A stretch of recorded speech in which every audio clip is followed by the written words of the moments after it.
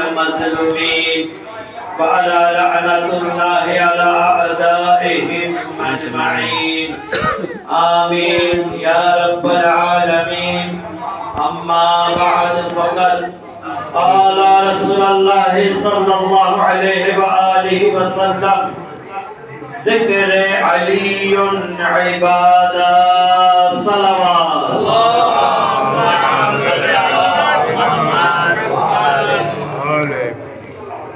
সর্বপ্রথম আমি আমাদের যুগের ইমাম মেহদী আলাইহিস সালামকে আজকে মওলুদে কাবা আমিরুল মুমিনিন আলী ইবনে আবি তালিব আলাইহিস সালামের পবিত্র জন্মবার্ষিকীর মোবারকবাদ পেশ করছি।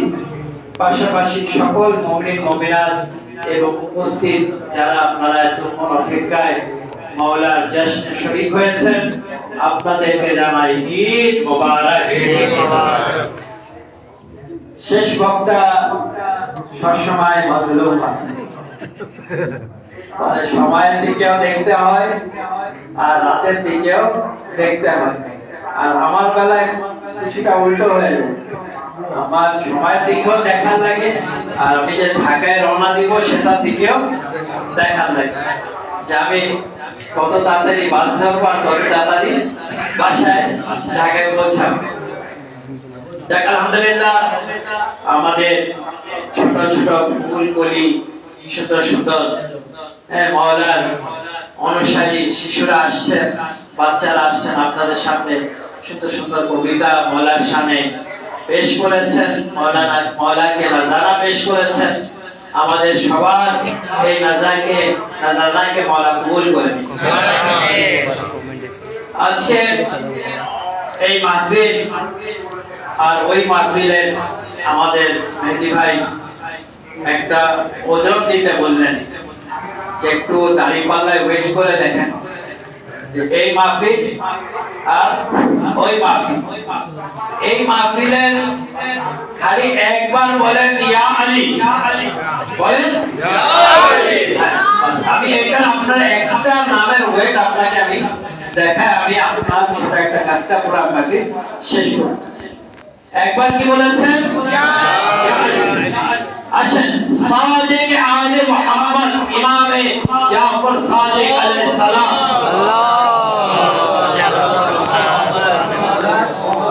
তিনি বলেছেন যে আমার জাদ আলী ইবনে আবি তালিব আলাইহিস সালামের নাম একবার উচ্চারণ করার সওয়াব কি? আমরা যারা মুসলমান আমরা ইতিকাফ করি, কি করি? ইতিকাফ কাকে বলে জানেন? মসজিদে 3 দিন অবস্থান করা, অর্থাৎ আমাদের ফিকাতে 3 দিন অবস্থান করা, অর্থাৎ রজব মাসে 13, 14, 15, রমজান মাসে 19, 20, 21 অথবা 13, 14, 15 আপনি ইতিকাফ করতে পারেন। এখন ইতিকাফ হলো 3 দিন। তো এই 3 দিন ইতিকাফ করা অর্থাৎ আপনার পরিবার পরিজন ছেড়ে মসজিদে এসে অবস্থান করতে হবে, দোয়া জিকির ইবাদতে আপনার মসজিদে কাটাতে হবে। এবং এই ইতিকাফের সওয়াব বর্ণনা করা হয়েছে 2টি হজ এবং 2টি উমরার সওয়াব হাসিল হবে। ইমামে জাফর সাদিক আলাইহিস সালাম বলেছেন মাসে কি হচ্ছে আপনি 3 দিন ইতিকাফ করবেন। ইমামে জাফর সাদিক আলাইহিস সালাম বলেছেন আমার জাদ আমার দাদা আলী ইবনে আবি তালিব আলাইহিস সালামের নামকে যে ব্যক্তি একবার জিকির করবে সে 6 মাস ইতিকাফের সওয়াব পাবে।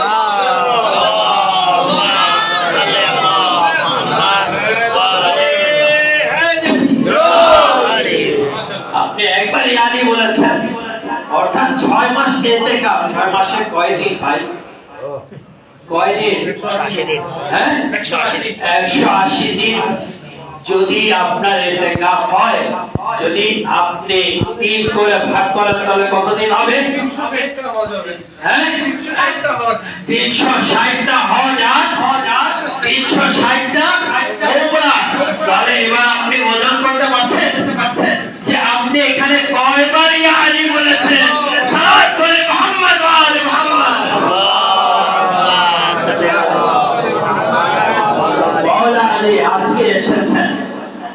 আমাদের মুমিনদেরকে খুশি দিয়েছেন।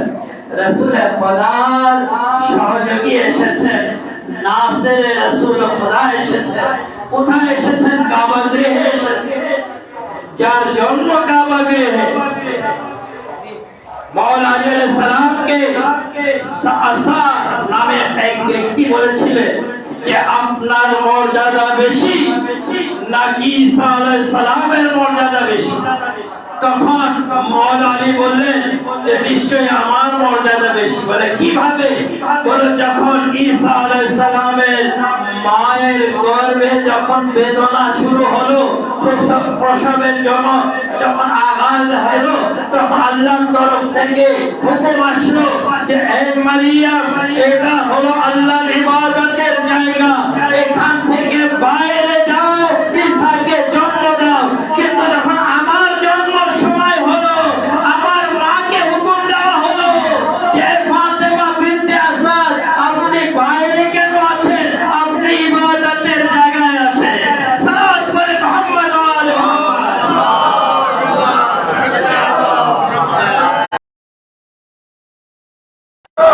আলি কাবা গৃহে।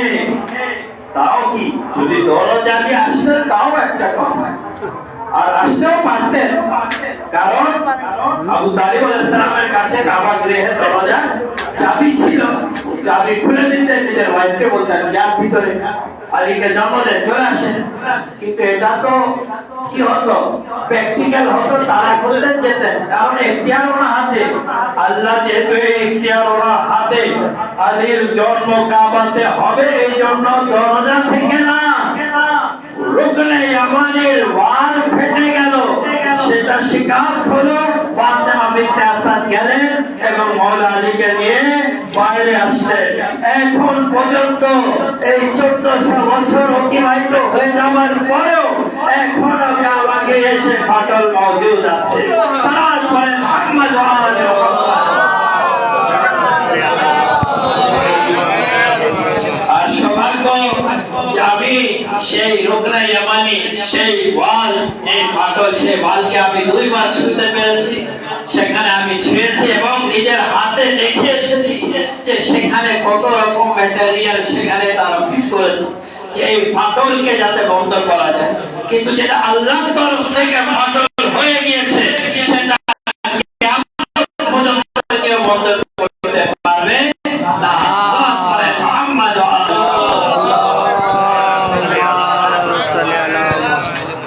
যে মওলা আলীর জিকির হলো ইবাদত, যে মওলা আলী ইবাদত, জিকির ইবাদত, ওনার মুহাব্বত ইবাদত। তো সকল ইবাদত যার জন্য, সে মওলা আলী যখন চোখ মেললেন সর্বপ্রথম মহরমের জিয়ারত করলেন এবং জিয়ারত করার পর বললেন আসসালামু আলাইকা ইয়া রাসূলুল্লাহ। সালাম জানালেন রাসূল খোদাকে। শিশু আলী ছিলেন, কথা বললেন নবীর কোলে এবং আরবদের বড় বড় নেতারা, ওই মুশরিকরা চলে আসলো রসম পালন করতে। কি রসম? যে রসম হলো যে যখন আরবদের ভিতরে কোন শিশু জন্ম হতো, তারা কি করত? একটা অজগরের সামনে রেখে দিত। অজগর যদি সেই বাচ্চাকে, সেই শিশুকে খেয়ে নিত, তাহলে বলতো যে না, এর মা কোনো ভুল কাজ করেছে, অর্থাৎ হালাল ভাবে জন্ম হয়নি। আর যদি সব ছেড়ে দিত, তাহলে বলতো এই বাচ্চা হালাল বাচ্চা। তো চলে আসো আবু তালিব, তোমার শিশু এসেছে ঘরে, তো আমাদের রসম করতে দাও। বলে কি রসম? যেভাবে আমরা শিশু রাখি, তো তোমার শিশুকে রাখতে চাই। জনাবে আবু তালিব রাসূল খোদা দিকে তাকালেন। রাসূল খোদা বললেন চাচা যান, রসম পালন করতে দেন, রেখে দেন আমার ভাই আলী, আমার ভাই আলীকে রেখে দেন। রাখা হলো সেই পাথরের উপরে।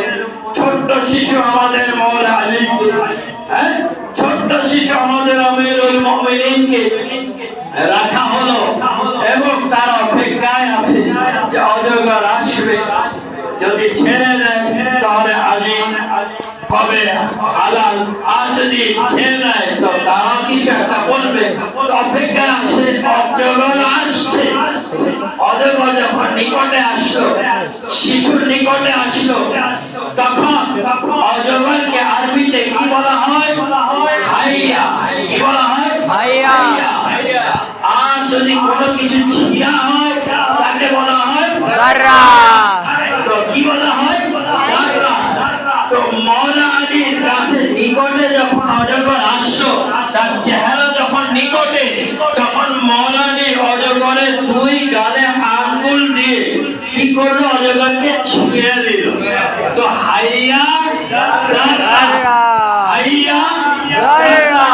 ছোট ছোট হাত, হাইয়া গাররা। আরবরা যারা দেখতে এসেছিল সবাই এই চিৎকার দেওয়া শুরু করলো, হাইয়া গাররা, হাইয়া গাররা। শিশু কি করেছে? অজগরকে ছিঁড়ে ফেলেছে, ফেলে ফেলেছে। ফাতেমা বিনতে আসাদ বললেন, হে আমার ভাতিজা মুহাম্মদে রাসূলুল্লাহ, শোনো, আজ থেকে আমি আমার আলীর নাম হায়দার রেখে দিলাম। হায়দার, হায়দার, হায়দার, হায়দার, হায়দার, হায়দার, হায়দার।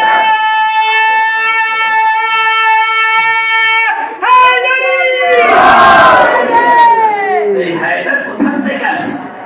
হায়দার নাম বললে শরীরে শক্তি চলে আসে। ওই মক্কাতে যখন মদিনাতে ছিলাম, আমাদের যে মুআল্লিম, মানে যিনি আমাদেরকে গাইড করে, তো উনি সব জায়গায় দোয়া করছে, এই করছে, ওই করছে। উহুদের যুদ্ধে, তো ওদের ওইখানে ওদের যারা শহীদ হয়েছে তাদের কবরে ওখানে ফাতিহা পড়ে খুব কান্নাকাটি করলো। তাকে ওনাকে একটু খোঁজা দিলাম। খোঁজা দিয়ে বললাম যে হুজুর, আচ্ছা ওহুদে এত ব্যক্তি মারা কেন গেল? এত ব্যক্তি শহীদ কেন হলো? মুসলমানরা তো জিতে গিয়েছে, তারা তো জিতে গিয়েছে, তো এতজন মারা গেল কেন? বলে এটা পিছনে কারণ আছে। কারণ কি? গনিমতের মাল। গনিমতের মালের কারণে মারা গেছে। গনিমতের কারণে কি হয়েছিল? বলে পাহাড়ে কয়েকটা রেখেছিল যে ওখানে দাঁড়াবা, ওখান থেকে নড়বা না। ওরা কি করেছিল? যখন মুসলমানরা জিতে গিয়েছে, ওরা ওইখানে ছেড়ে চলে আসছে, পিছন থেকে একটা লস্কর আসলো, হামলা করলো, সবাই মারা গেল। আমরা হুজুর তারপর কি হয়েছে? বলে তারপর হায়দার আসছে, মওলা আলী আসছে, এসে একা রসুল খোদাকে বাঁচিয়েছে। সব বলছে তারা। বলে কি? বলে আরে ওই হায়দার নাম যখন বলি তখন শরীরে একটা শক্তি চলে আসে।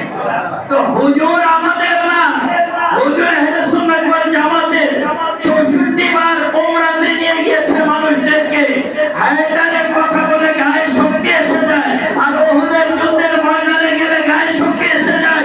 তাহলে তারা হায়দারের মানলে বলা, তো তারা যখন হায়দার হায়দার বলে, তো আমাদের গায়ে কত শক্তি আসে। নারে হায়দারি! তো আল্লাহ আমাদের এই শক্তি দিয়েছে। যখন আমরা, যখন থেকে আমাদের মুখ ফুটেছে, আমাদের মা এই লাফজি শিখিয়েছে, বলো হায়দার, বলো আলী, হায়দার। তো এইভাবে আমরা বড় হয়েছি। এই জন্য তো আমাদের যুবকদের ভিতরে সাহস আছে আমেরিকার বুকে দাঁড়িয়ে আমেরিকাকে চ্যালেঞ্জ দিতে। এই জন্য তো অন্য মুসলমানরা এই চ্যালেঞ্জ দিতে পারে না, কারণ তারা এমন ব্যক্তিদেরকে মেনেছে যারা যুদ্ধের ময়দান থেকে ভেগেছে। সালাত বলে মুহাম্মদ ওয়া আলি মুহাম্মদ। এমন মওলাকে মানি যিনি কাররারান গায়রে ফাররারান, যিনি যুবক, বীর এবং কখনো যুদ্ধের ময়দান থেকে পিছপা হন। আজকে আমাদের অনেক ভাইরা এখানে এসেছেন, আপনাদের বলবো গবেষণা করতে। আপনারা গবেষণা করেন, স্টাডি করেন, দেখেন ইসলামের প্রতিটা মুহূর্তে মওলা আলী এসে রক্ষা করেছে। যুদ্ধের ময়দানে ফিল্ডে মওলা আলী একা দাঁড়িয়েছে, বাকি সব পালিয়েছে, বাকি সাহাবারা পালিয়েছে। নবীর পিছনে যে লুকিয়েছে মওলা আলী ফাতহ করে। তো যে ইসলামে নিজের জানকে ঝুঁকিতে রেখে ইসলামকে বিজয় নিয়ে এসেছে, তার কথা মুসলমানরা কেউ বলে না। যারা বলে তাদেরকে কাফের আখ্যায়িত করা। কেন কাফের হয়, কেন এক্ষণে করা দেওয়া হয়, কেন আমাদের পানি খাওয়া যাবে না, কেন আমাদের 60 পারা কোরআন 40 পারা কোরআন কেন বলে, যাতে আমাদের সাথে মিলতে না পারেন, আমাদের সাথে বসতে না পারেন। সঠিক ইসলাম এত রাজনীতি দেশে দেখেন, এত রাজনীতি পৃথিবীতে দেখেন, কি 1400 বছর আগে রাজনীতি ছিল না? কি ওই সময় কি এই সকল দুর্নীতি ছিল না? সেই যুগেও ছিল, কারণ নবীর কাছে অনেক অর্থ ছিল, ক্ষমতা ছিল, পাওয়ার ছিল। সেই পাওয়ার কি কারার জন্য যারা 360টা মূর্তি কিছুদিন আগে পূজা করেছে, কিছুক্ষণের জন্য লা ইলাহা ইল্লাল্লাহ মুহাম্মাদুর রাসূলুল্লাহ বলে দিয়েছে, তারা কি নবীর সাথে ওয়াফাদারি করবে? তারা ওয়াফাদারি করে নাই, করবেও না। কারণ একটাই দোষ ছিল, মাওলা আলীর সেই মহত্ব, ওনার আজমতকে স্বীকার না করা। কারণ ওটা একই জিনিসের জন্য যে আলী কেন এত ভালো, আলী কেন এত আজমত, আলীকে কেন নবী এত ভালোবাসে? কারণ যখন শিশু এসেছিল, নবীর হাতকে আলীর আঙ্গুল ধরেছিল, এইভাবে নবীর আঙ্গুলকে আলী ধরেছিল। এমনকি যখন বড় হয়েছে তখনও নবীর হাত ধরেছিল, এবং পরে নবী মাওলা আলীর হাতে যুদ্ধের ময়দানে পট্টি বেঁধেছেন, এবং সেই হাতকে নবী পরিচর্যা করেছেন যখন জখমি হয়ে আসতো, এবং এক সময় গাদিরে খুমে সেই হাতকে নবী উঁচু করে বলেছেন, মান কুনতু মাওলা ফাহাযা আলীউল মাওলা, আমি যার যার মাওলা থেকে আলী তার তার মাওলা। তো নবী মাওলা আলীর পরিচয় দিয়েছেন, কিন্তু মুসলমানরা সেই বিষয় নেয়নি, যার কারণে যারা সেই জ্ঞানের অধিকারী না, যারা সেই আজমতের অধিকারী না, তাদেরকে নেতা মেনে নিয়েছে। তো আলীকে বাদ দিয়ে না ইহকাল পাবে না পরকাল পাবে। যদি ইহকালে কামিয়াবি করতে হয়, আমেরিকাকে ধ্বংস করতে হয়, তাহলে আলী আলী করতে হবে। আর যদি পরকালে কামিয়াবি পেতে হয়, জান্নাতে যেতে হয়, তাহলে আলী আলী করতে হবে। কারণ নবী বলেছেন, আল আলিয়্যু কাসিমুন নার ওয়াল জান্নাহ, আলী হলেন বেহেশত জান্নাতের বন্টনকারী। যাকে ইচ্ছা জাহান্নামে দিবেন, যাকে ইচ্ছা জান্নাতে দিবেন। সালাত করে মুহাম্মদ ওয়া আলি মুহাম্মদ।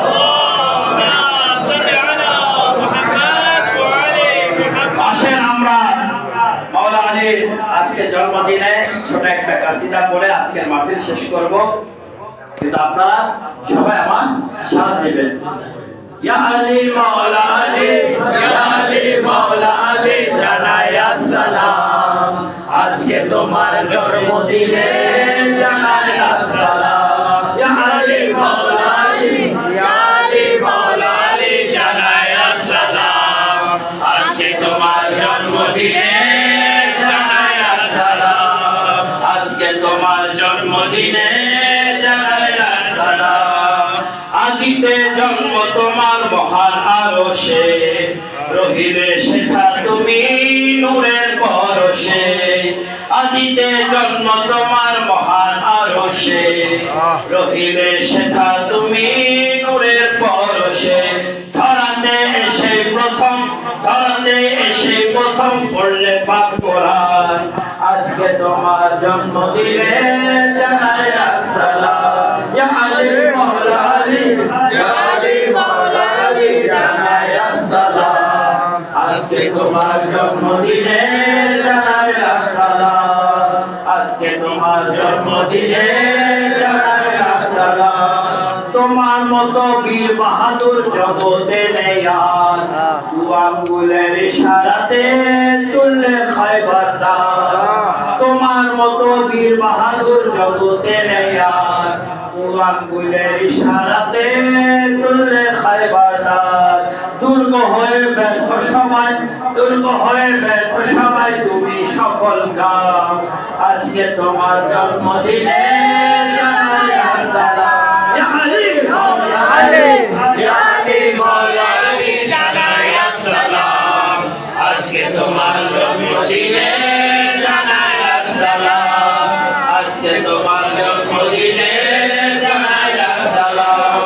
বদর, উহুদ, খায়বার, খান্দক বিজয় তোমার হাতে, যখন যেথায় ছিলেন নবী তুমি তার সাথে, বদর ওহদ খায়বার খান্দক বিজয় তোমার হাতে, যখন যেথায় ছিলেন নবী তুমি তার সাথে, শিক্ষা তালিম দিয়ে বানান, শিক্ষা তালিম দিয়ে বানান উম্মতের ইমাম। আজকে তোমার জন্মদিনে জানাই আসসালাম, ইয়া আলী মাওলা আলী, ইয়া আলী মাওলা আলী জানাই আসসালাম। আজকে তোমার জন্মদিনে জানাই আসসালাম, আজকে তোমার জন্মদিনে জানাই আসসালাম। রেওয়াজ শুনেছেন না? আনা মাদিনাতুল ইলম ওয়া আলিয়ুন বাবুহা। আমি জ্ঞানের শহর এবং আমি তার দরজা। অর্থাৎ নবীর জ্ঞান পেতে হলে দরজা দিয়েই আসতে হবে, ছাদ দিয়ে ওয়াল দিয়ে দিওয়াল দিয়ে টপকে আসা যাবে না, দরজা দিয়ে আসতে হবে এবং দরজা দিয়ে যেতে হবে। তো আলীকে বাদ দিয়ে নবীর জ্ঞান পাওয়া যাবে না।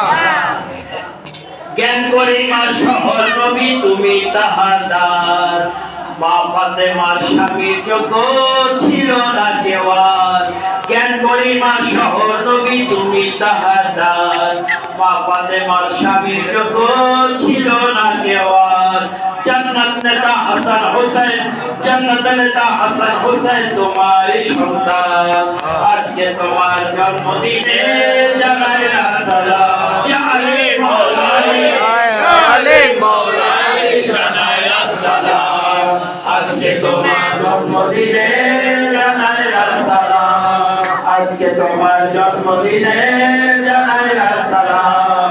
যখন রাতের ঘোষণা হয়ে গেল মান কুনতু মাওলা ফাহাদা আলিউল মাওলা, এবং সেখানে একজন ব্যক্তি হারিস সে বলেছিল যে কি নোমান, হারিস ইবনে নোমান সে বলেছিল যদি এটা আল্লাহর তরফ থেকে হয়ে থাকে তাহলে আমার উপর থেকে উপর আল্লাহর তরফ থেকে একটা গজব আসবে, আমি শেষ হয়ে যাব। আর যদি এটা নবী বলে থাকুক তাহলে আমি বেঁচে যাব। যেহেতু আল্লাহর তরফ থেকে এটা এসেছে এবং সে সেখানে অস্বীকার করাতে উপর থেকে একটা পাথর পড়লো এবং সে সেখানে মারা গেল অস্বীকার করার জন্য। এখানে শায়ের ভাবে বলেছে ইমাম তোমায় না মানিলে বাঁচার উপায় নাই, ইহকালে যেমন তেমন পরকালে ছাই।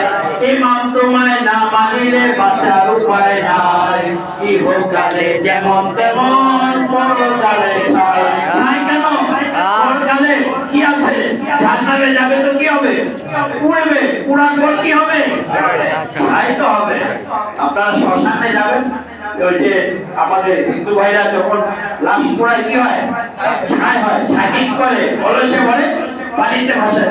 তো পোড়ার পর কি হয়? ছাই। ইমাম তোমায় না মানিলে বাঁচার উপায় নাই, ইহকালে যেমন তেমন পরকালে ছাই। হারিস পুত্র নোমান পাম্পির, হারিস পুত্র নোমান পাম্পির দেখি পরিণাম। আজকে তোমার জন্মদিনে জানাই আসসালাম, ইয়া আলী মাওলা আলী, ইয়া আলী মাওলা আলী জানাই আসসালাম। আজকে তোমার জন্মদিনে জানাই আসসালাম, আসসালাম আসসালাম আসসালাম। আজকে তোমার জন্মদিনে জানাই আসসালাম, আজকে তোমার জন্মদিনে জানাই আসসালাম। আল্লাহ আমিন।